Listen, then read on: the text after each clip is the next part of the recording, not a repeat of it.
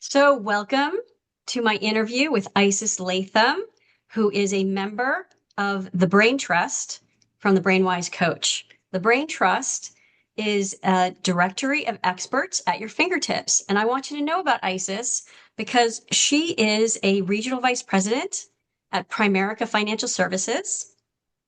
She's known by many as the financial Mary Poppins or a real life superhero, and I know she is to many, many women and people in general. She helps you successfully navigate every stage of financial growth, from making and saving money to preparing for life's inevitable changes. As we know, curveballs get thrown at us all the time. And as a trusted advisor and coach, she works with both 9 to 5 employees and self employed individuals, guiding them to achieve financial independence and sustainable success. I love that word sustainable, by the way. Isis is also the founder of Evolution Business Development, a platform that reimagines networking by fostering genuine connections over sales pitches. Thank you. I'm a member of Evo Biz Devo, very gratefully, as how we came to know each other. She provides a community where professionals engage in meaningful conversations to share ideas and build lasting relationships. Focused on both personal and professional growth, and I can't read here, she offers a safe space for curious minds to thrive. I love that. Curiosity cannot live in a space of judgment. Thank you so much and welcome. Thank you for taking this time with me, Isis. Thank you, Laura. It is interesting when you hear your own words read back to you. There's such a great power in the way another person can put inflection on them and cause you to see them almost like they're through a new lens. And it's true, I have spent a lot of time learning to become curious again, because where there's curiosity, we can't be in judgment because we're asking questions instead. And so I really ask my clients to reimagine the questions that they want to ask of their financial story as they start unfolding what the reality is and what they want to experience, because then we can't be in judgment of what the reality is. We're just creating this curiosity of, well, why does that exist? And how could we change it? I can't imagine that curiosity is a skill that is nurtured in financial services No. because everybody wants to know, Yeah. right? And your role as the expert is really about creating a path to knowing, Mhm. a path to certainty in some ways. This is about relationship with money, right? It's not just what we have in the bank, it's who we are in relation to it. Yeah. So I'm curious, about, how you can share, what you're most proud of. Like to me, success is being proud of who you are in everyday circumstances. And I could ask the typical interview question of like, oh, what do you do? I'm more curious about what are you most proud of that you would share with this audience about the work that you do? Hmm. So what I'm most proud of, it seems like on any given day that might actually change. But if I look at the underlying current with all of it, it's that I don't create clients who are subservient. I don't create clients who are um, single-minded, single-focused. I create an opportunity where my clients take charge, they sit in the driver's seat, and they ask for a co-pilot. And that to me is the perfect dynamic. I don't ever want somebody to feel that they've become dependent on another person or that they're somehow not equal.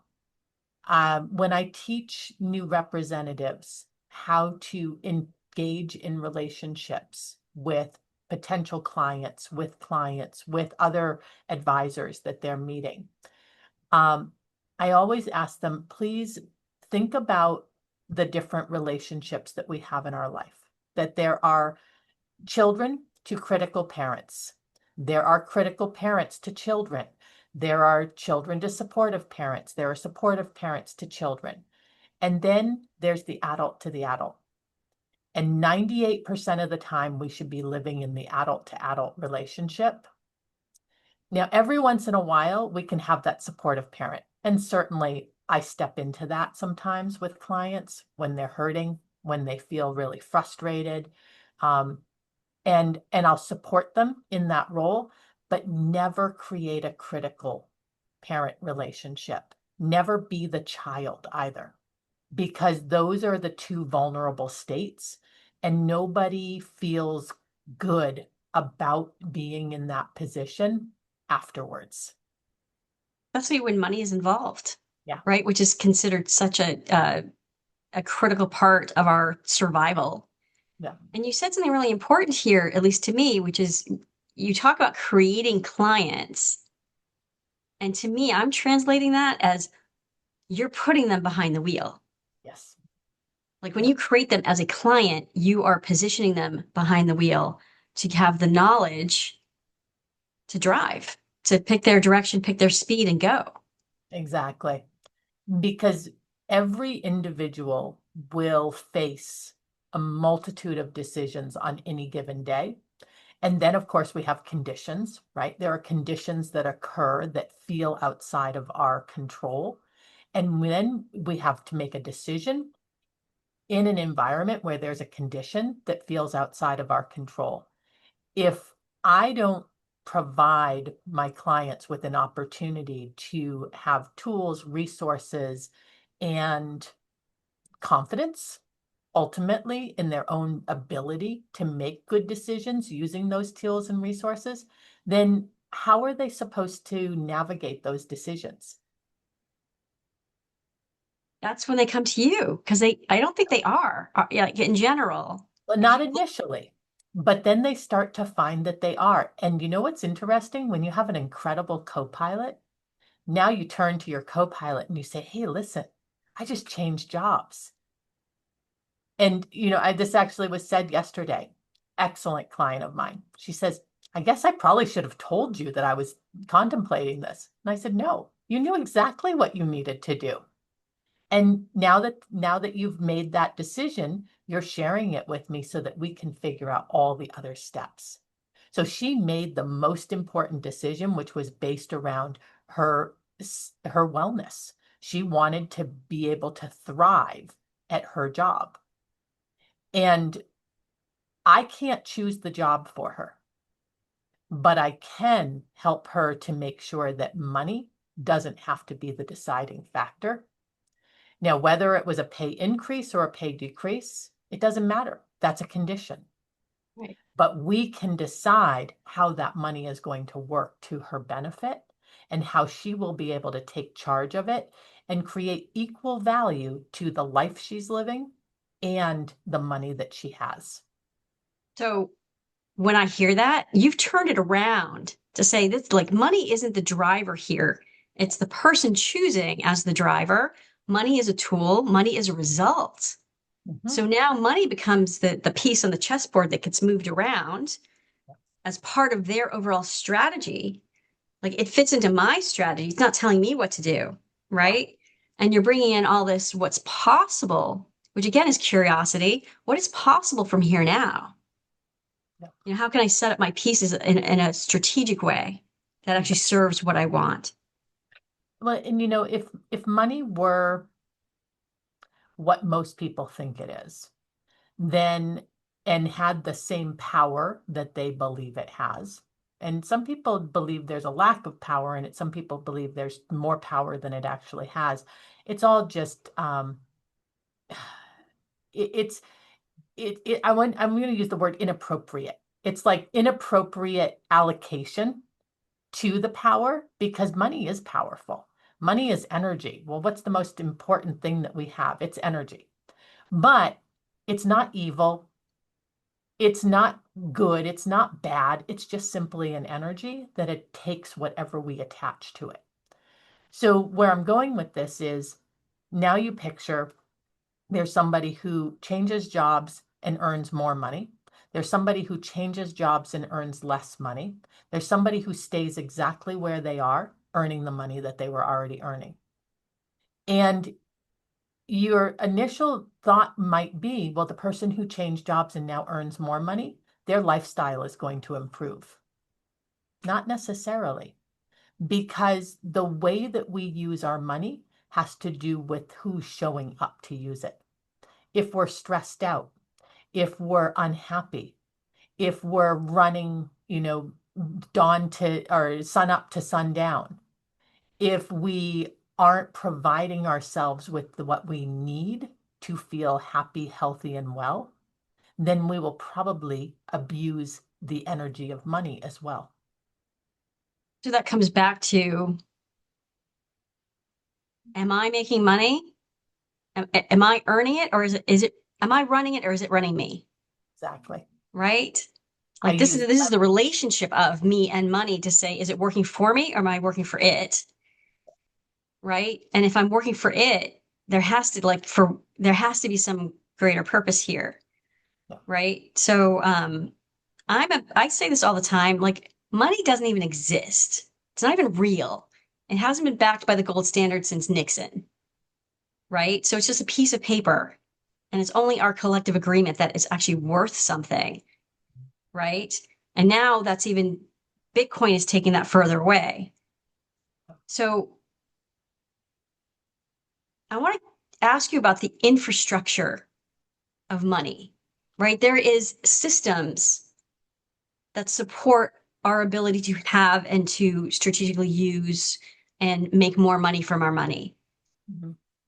Right? So people have their own relationship with money, which is often fraught by their perception of role and power. But there's also like not knowing the systems or how to work that system. So there's a lot of fear there too. Yeah. Like, what do you experience on both of those? Like, that's just me saying that's what I experience. That's what I feel for myself. I might work on my relationship with money, but I still don't know much about those systems, and it's a little scary to me. I think the best place to start is with the word leverage. Everything is leveraged. The tree continues to stand up tall because there's roots that are creating a leverage against that.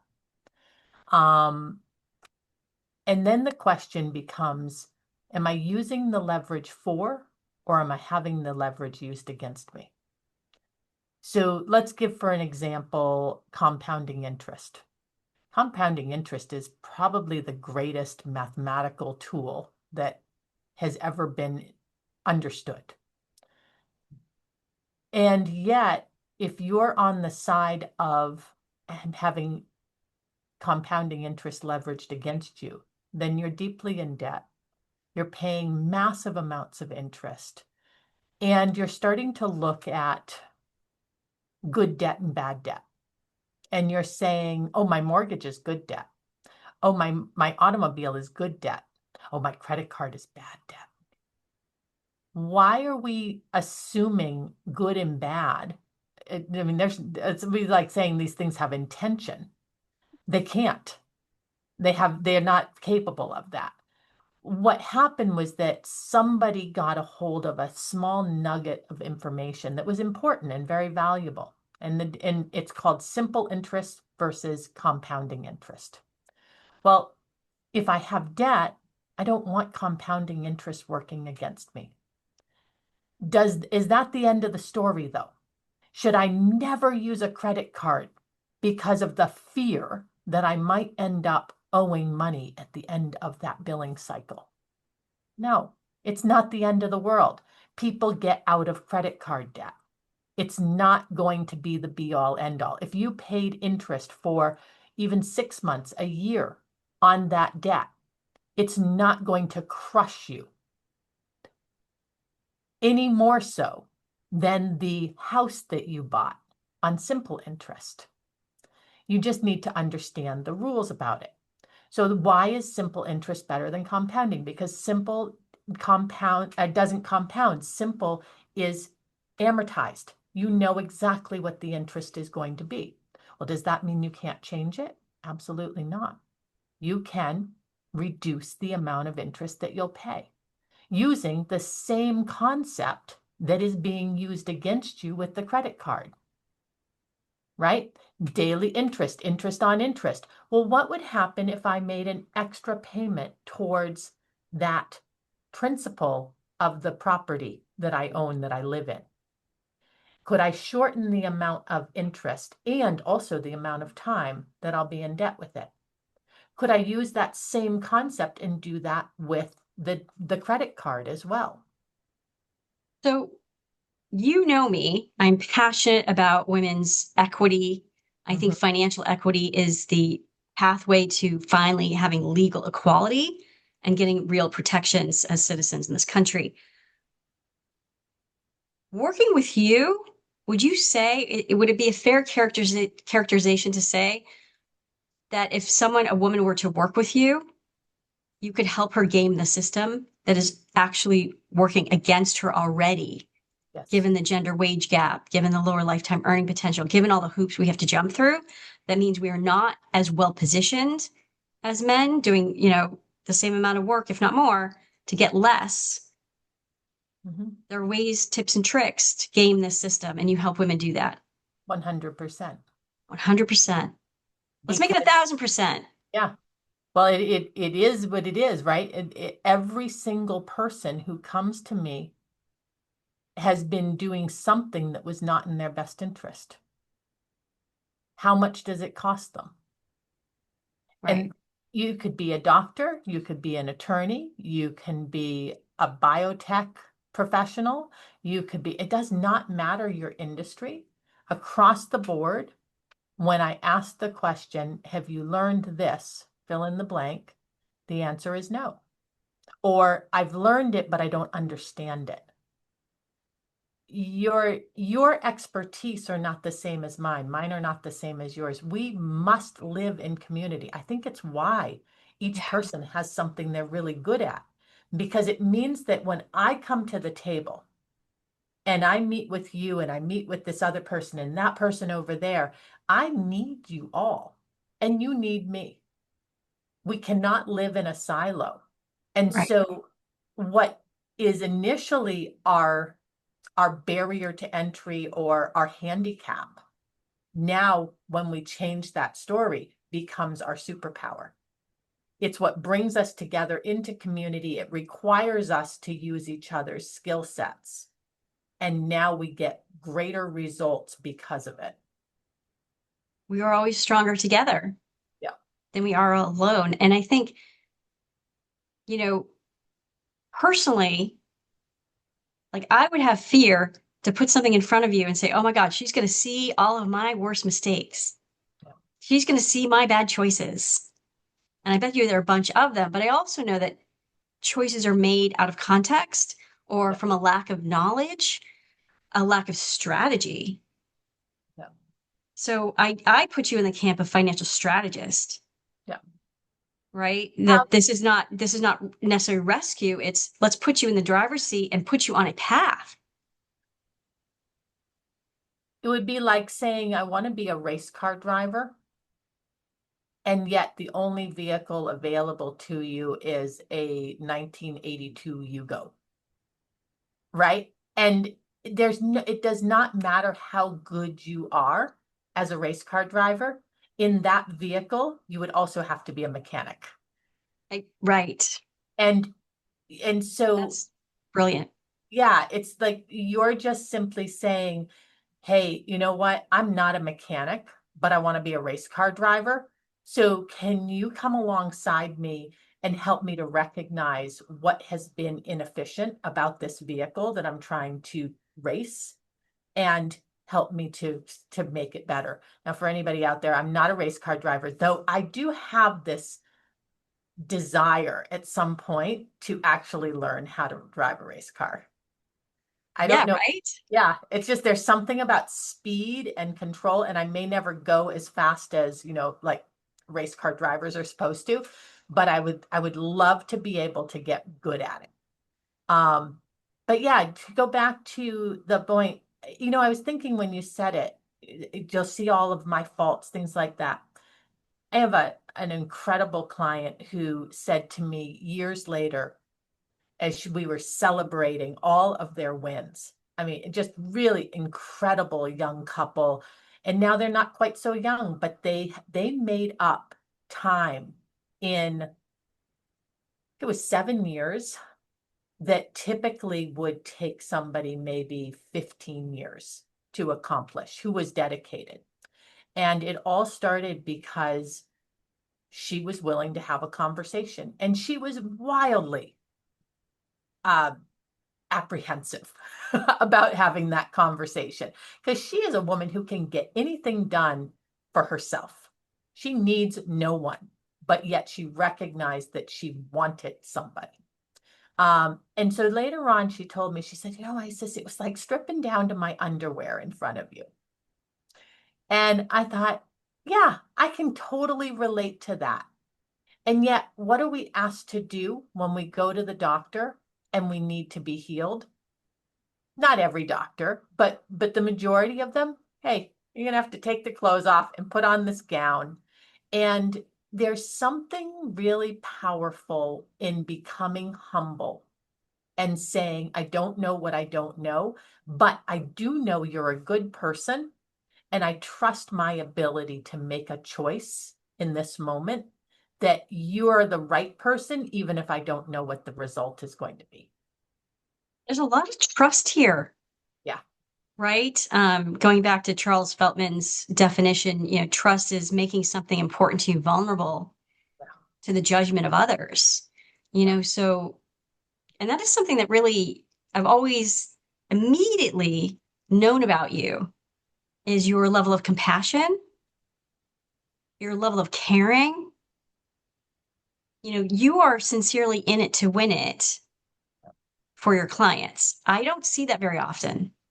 And I would say I'm in it to win it in general, right? It has to be a win-win relationship. And I think Yes. that is why my I think that's why that trust comes easily, because I'm upfront about that. Because I'll tell you where I came from.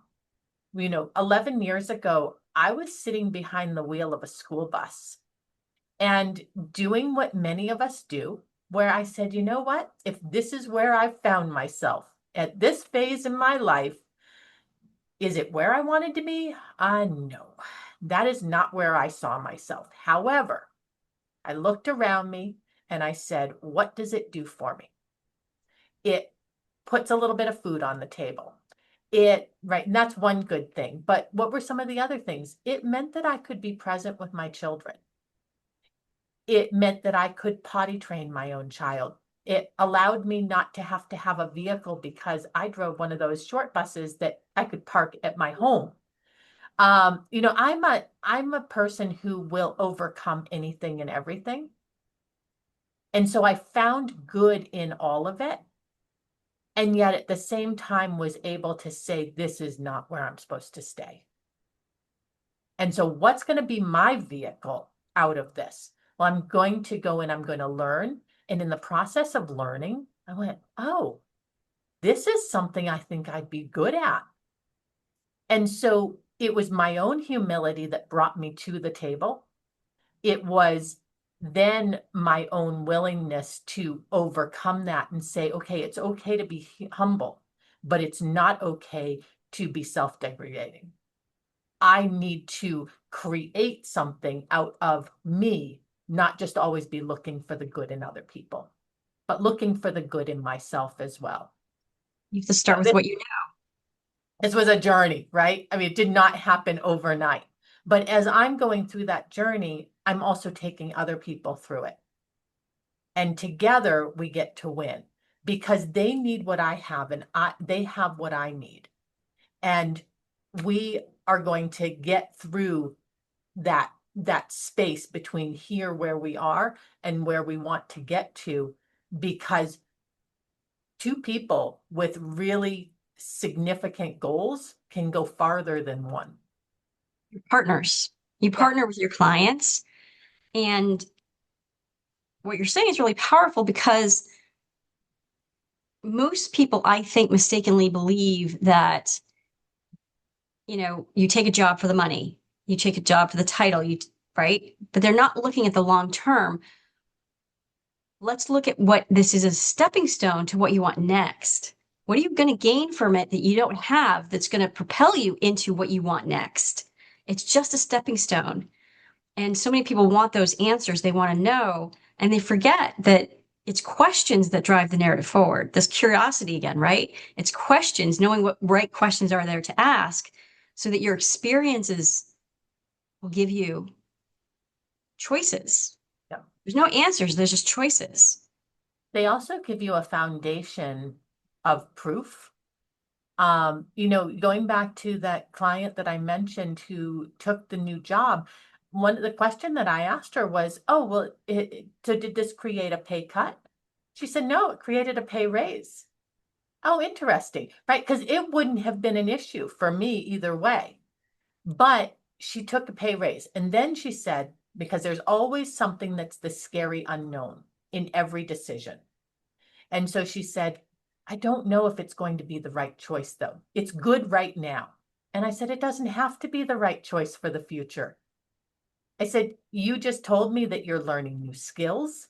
You're trying something that's interesting to you. So she's got all of these intangibles that she's collecting as she goes, proof of her value and her ability to learn and her ability to try something new. Oh, and then the money's there too. Well, isn't that just a nice icing on the cake? But it wouldn't have mattered if the money was more or less or the same, because all of those intangibles, they were proof that she was worth that. And so she would have been able to pick those up and then go, ooh, that just opened a new door. And I think 100 new doors. Yeah, I think that one of the reasons I'm so highly valued is because in a world of everything changing, I get to be that one consistent piece that moves through it with the client. Everything else can change. The job changes, the marriage changes sometimes, the children coming into the world, the children going out and moving out onto their own, right? Like everything is in flux. But there's this one player on the board of life who continues to move through with you. And because I'm not, incapable of having those things occur to me as well, I've also designed a system around me that says, even if I'm able to do this, we have trained up other people who are going to do it for you as well. A relationship, trust, consistency, and that partnership that's key to what you do.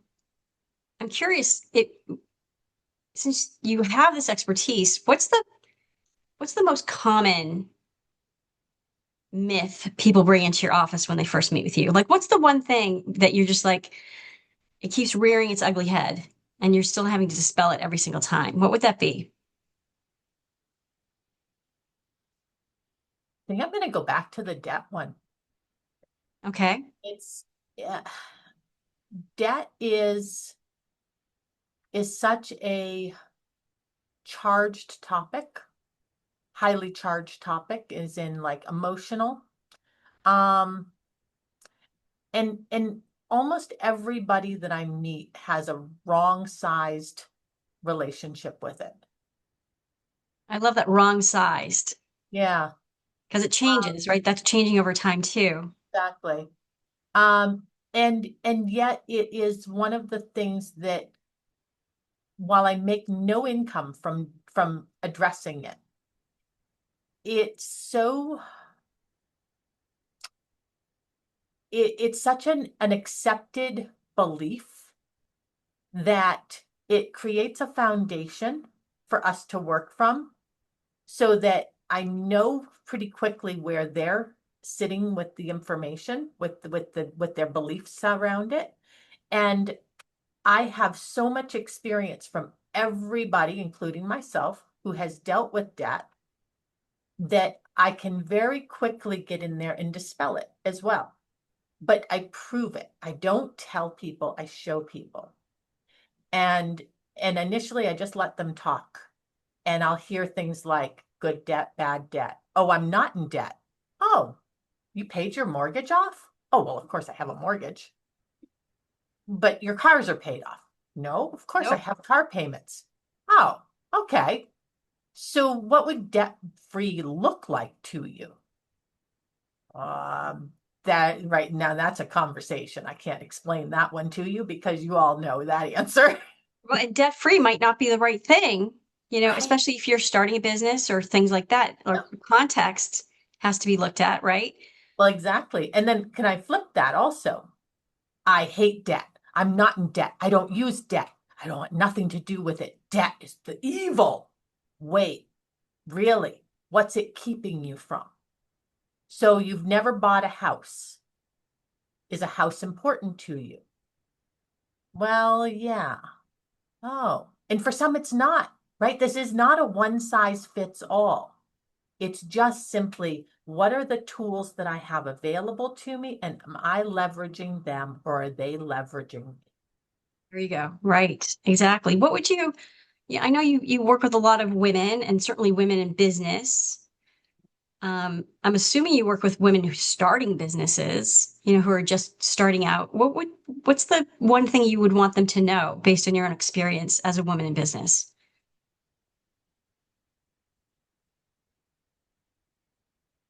It's okay to get uncomfortable. It's okay to try and say, I've got 6 months worth of savings and I'm going to give this a try. And I think that a lot of people believe that one misstep means that everything is lost, right? Um, we're going to be wise in how we do make decisions. I'm never going to ask somebody to risk more than they are comfortable with, but I will ask them to look at it and say, what's the real risk? Yes. Because, for instance, if I'm teaching somebody what the difference is between a CD, a insurance product for investments, and a mutual fund, and I say, go choose the one that is the lowest risk, they're going to go to the CD, of course, right? Except, Can't take money out. well, that would be one reason, where you lose the interest. But what's the real risk? Is the real risk not losing your $10,000 that you invested, or is the real risk not creating 2.5 million? Is the Right. real risk leaving the job that's sucking your soul, or is the real risk not starting a business that could make you joyful, that could allow you to serve in a way that lights you up? And that's not a one size fits answer, a size fits all answer either, because you have to be the one to determine that. I can't tell you. I could not tell the woman who needed to leave this job. I mean, she was making a lot of money, right? And it was a massive risk because she could go to this new position, be there for 3 months. Her annual salary doesn't mean squat if she's only there for 3 months. But right? Because she's only made 3 months worth of it. She didn't make the annual salary. And then she has an interruption. And interruptions are way more important in our financial planning than people necessarily give credit to. Especially for women Mm-hmm. in terms of the Exactly. job market and opportunities in the job market. But this is relationship with money, which tangentially is relationship with risk. I find that there's a lot of people who have these ideas, beliefs about what it takes. They think there's a lot of people who think it's easy, Yeah. right? They think it's Well, easy. if it's not easy, then I shouldn't try it. Right. Right, right. But they'll risk it and then they discover, that it's not what they thought it was. And I have this theory, and I just want to bump this up against you to see what you think about it. My theory is that a better test of them running a business is not their connections or experience or capability. It's what is your belief in yourself Mhm. to make money? Yeah, that's a great statement. And I think that goes back to what we were just saying. And I'm gonna adjust my what I wish they all knew, and I would say to right size risk, to really understand what risk is. Um, and why is it so important to have self-belief? Well, because once you have self-belief, that inherently starts to reduce the amount of risk. Exactly. Yeah. Exactly. So I think that that's starting, it's how I'm starting to think about even my role in my business, Yeah. right? I have that belief, but now again, other things would make that true Yeah. through in more different situations, different contexts, because that adds to the power of it. So Yeah. let me ask you, what's one money move that you make that you always feel like a badass when you make it? What is it? What Hmm. what is some money choice that makes you feel like a badass? It's funny. I think you're probably going to expect me to give more of a tangible one. Um, but I'm going to go with the ability to look at whatever the income is that has come in and not give it any more um, emotion or attachment than it should have. So I'm going to explain that just a little bit. So I have the ability every single day to see my income rise because I get paid from so many different sources.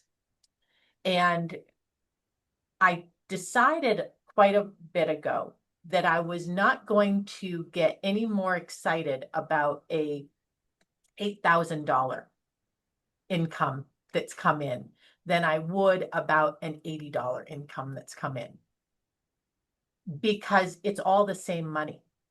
And there's no reason that that 80 can't become 8,000.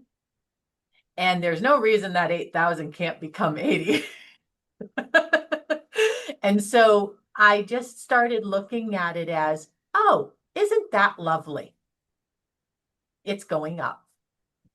And just kind of let it just soak in and go, okay, time to go back to it. And that's putting you in the driver's seat of saying, I give it power. It can be whatever I choose it to be. And why is 8,000 any different than 800,000? Right? It doesn't mean, because if you start looking at it that way, that, oh, 8,000 is good and 80 is bad. Excuse me. Bless you. Then it's kind of like saying, how am I going to get to there? How am I going to get here from 8,000 to 800,000? You have to start adding those zeros in your mind to even start imagining possibility to then create a strategy for getting there. So I think that's really important to say this, it doesn't have any inherent power beyond what I give it. And I have the power to change it. I have a world of possibility for changing it. Um, I will ask, since I do care so much about female equity in the workplace, I I bump into the fact that women often don't realize that there is a gender wage gap or that we're not legally equal. Um, they think everything is just fine because they can't feel it. They don't know what other people are making. They just feel like they're doing okay, and that's good enough. Yeah. Is there a way, like, what would be your suggestion or advice for how? Because we're leaving a ton of money on the table, a ton of money. What can like, an individual woman do to start turning those tables? Or what can we do in general as women to start turning those tables? I think it might be different for different people. It has to be. However, I'm going to give my own experience. Um, I was a believer that I was completely equal. I thought, right, I grew up in the 80s and the 90s, right? I mean, like how could that not be the case? Um, so I had to create some understanding, and I personally really appreciated doing a little research. And I had always done a lot of research on long ago, right? 100 years, 200 years ago. I knew those statistics, or at least, the stories, I'll say. I knew the stories. And so then I started looking at what are the statistics currently. And when I started to put all those numbers together, I was horrified at what I was seeing. And I needed a lot of different pieces of information because the one that resonated with me more than any other was the year I was born, 1974. And when I realized, when I personalized it, so I believe that all numbers need to become a story for people in order to really understand it. Because you might be a brainiac with numbers, but it doesn't mean you created a personal experience with those numbers. And so we write our money story, we write our number story. And so it became my story when I realized, oh, the year my mother was giving birth to me, she could not legally own her own home. Yep. That defined everything. That defines the ability to have safety and security and freedom of choice. And because it was defined for her, it was defined for me. But I was born into a time period, literally, that year, that month in March, where the laws changed. Well, I don't know about you, but have you ever experienced a law changing, but the social structure not? Right. So here I am, almost 50 years old, and I've still never lived in a home that my mother owned or that I owned. And so Right. I started to realize this is pervasive. It gets into our DNA. It changes the way that we act and respond, what we ask for, what we desire, what we want, what we demand. And we have to know what lights a fire under our butt so that we'll jump up and say, okay, I either need to put the fire out or I need to take charge of the fire. Yeah. And And it's been normalized. And most yeah, people don't understand that the Equal Rights Amendment was never fully ratified. And when it was in 2020, Trump was president and did not amend it to the Constitution, and neither did Biden. wow, So it could be, and it wasn't. yeah. And I hear you. And it's one of the reasons, in my work, my tagline is insist on your value all the way to the bank, because I ask clients, what do you insist on? And most of them can't answer that question. So, so I know I've kept you, but there's one really, really crucial question that I have to ask. Two really, but this really important one is, it's summer, it's really hot outside. What is your flavor for the summer going to be? What's your favorite flavor of the summer? So currently, I am absolutely in love with a coffee gelato that has no dairy in it. And it just makes me feel like I am eating a frozen coffee. And it is just the best. And, you got to have a little of that. It says S and F on it. I don't know what it stands for, but it is the only hot fudge that I eat. You give that Nice. a little warmth, pour some over. It's pure deliciousness. That sounds fantastic. I love it. So, Isis, what is the best way for the curious and the interested to reach out to you, to engage with you, to learn from you? How are they best able to reach you? Um, the options range from they can text me, they can email me, they can Google me, They can, because I have like a Google page, right, that they can find me. They can find me as Primerica, Isis Latham. They can find me as Isis Latham Primerica. Um, yeah, I think really the answer to that is you can find me anywhere. Facebook, LinkedIn, there's only one Isis Latham. How And wonderful is that? exactly. Thank you, Mom, for a goddess name. I appreciate it. But Right? seriously, whatever is going to allow you as the individual to feel as confident as safe as possible. And so, for a lot of people, that's just shoot a text, 603-554-4399, right? Yep. Text me and I'll respond. And all that stuff will be, at the end of this video. And do you offer free consultations? If someone were to schedule with you, are they able to just get a sense of their situation and you? Yeah. So I think a lot of people offer a free consultation. I offer a two-part because the first conversation is a discovery to see if our beliefs, if our principles are aligned. The second conversation is going to be bringing you an analysis of your personal situation that doesn't lie, because it's the desires you want and the current situation that you're in. And that process is going to be me showing you all those baby steps that are going to have to occur to get to where you want to be. And that's really, one can't happen without the other. So I just say, if you really want fiduciary responsibility, then put the rubber where the road is, right? Yep. And we go through it. Well, it's incredibly generous. And I think that is also the information people need, that you're providing them straight out of the gate. So thank you so much for what you do. Thank you for what you do for women, women in business. Money is our path forward to freedom, power, and voice. So again, thank you so much. I really appreciate you. Thank you, Laura. I All right. appreciate you. Thanks.